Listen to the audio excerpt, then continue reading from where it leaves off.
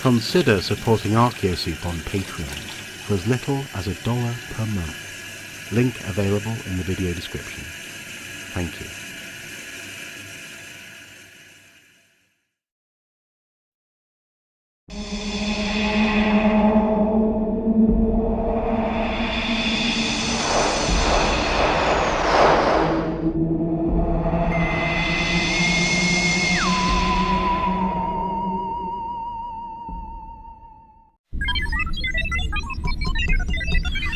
Is this thing on?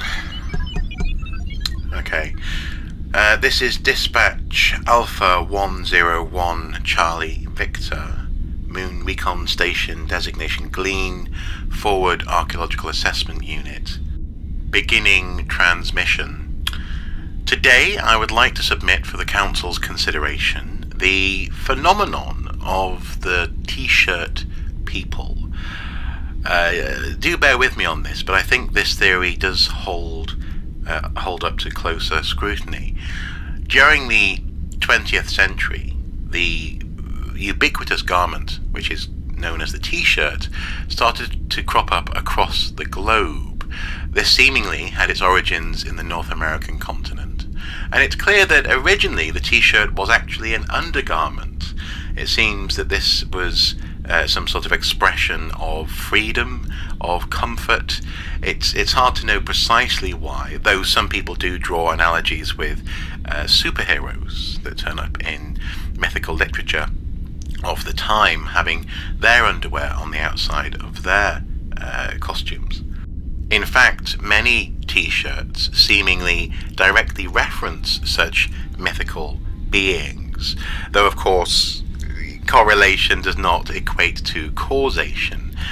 Nonetheless, it is an interesting observation. Over the course of the latter 20th century, within around 50 years, it seems that T-shirt people, or at least T-shirts, spread across the globe.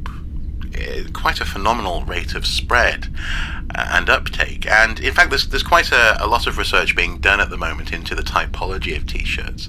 These range from plain and often older versions through to fairly staunch expressions of identity, affiliation, perhaps even political ideologies. It's hard to know for certain, but many of my colleagues are hard at work on those questions.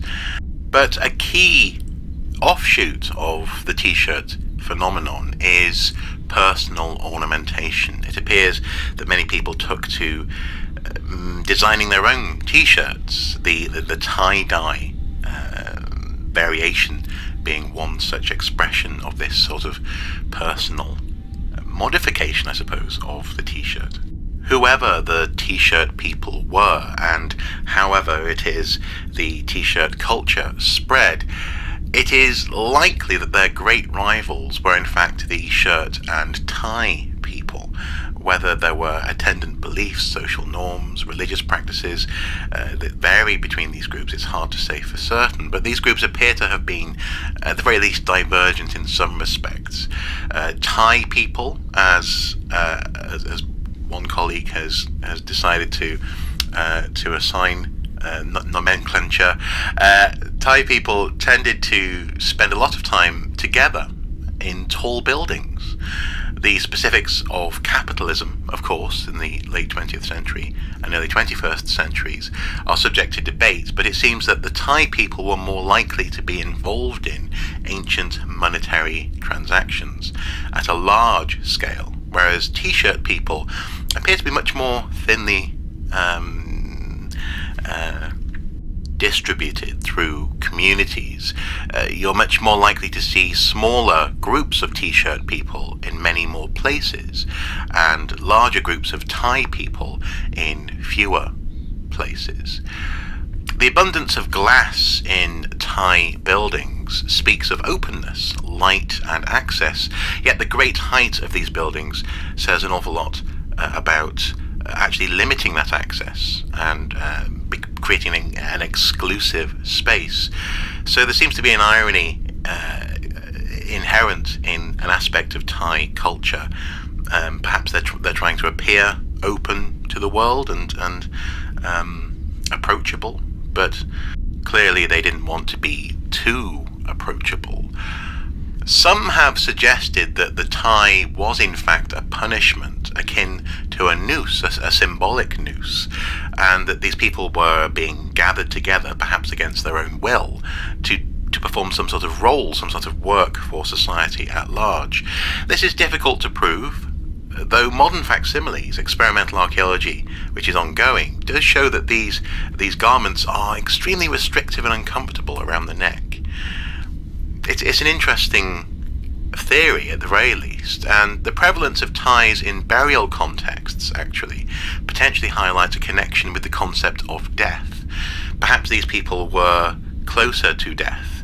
Perhaps they were being reminded of that final destination as they worked in their tall buildings, whether these were bastions of security or prison-like compounds.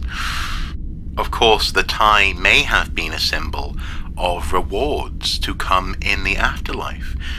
Closeness to death isn't necessarily closeness to oblivion. This could have been a reminder of a better life to come.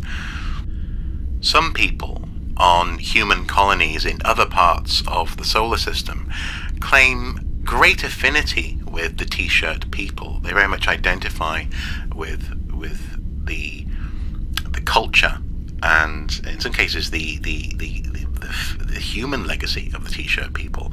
They claim in some cases to be descended exclusively from these groups, and T-shirts are a source of great pride in those communities. Unfortunately, archaeological research doesn't really support their claims. Our observations are that T-shirts are a cultural phenomenon, and they seem to have crossed cultural, national, geographical and other boundaries quite easily. This isn't necessarily something attached to one group of individuals or one place. It appears that actually it was possible to take on the paraphernalia of a T-shirt person without other cultural norms or beliefs or religion, for example, having to come with the package, or even, for example, having to be related to a T-shirt person. It seems likely that one could don the T-shirt without subscribing to a new human group. The absence of T-shirt burials is also interesting. Perhaps T-shirt people practiced other funerary rites, such as cremation, or even, potentially, they actually transferred to Thai people upon death. It may well be that the Thai people who acknowledged how close they were to death were symbolically joined by T-shirt people when they died. In fact, maybe T-shirt people lived in defiance of this death symbology and only embraced it in the grave. This would certainly explain why we find so many Thai burials, even in T-shirt strongholds around the world. Discussion will continue, but the T-shirt people and the implications of T-shirt culture absolutely warrant further research. This has been a dispatch for the Council's consideration. Moon Recon Station, designation Glean, signing off.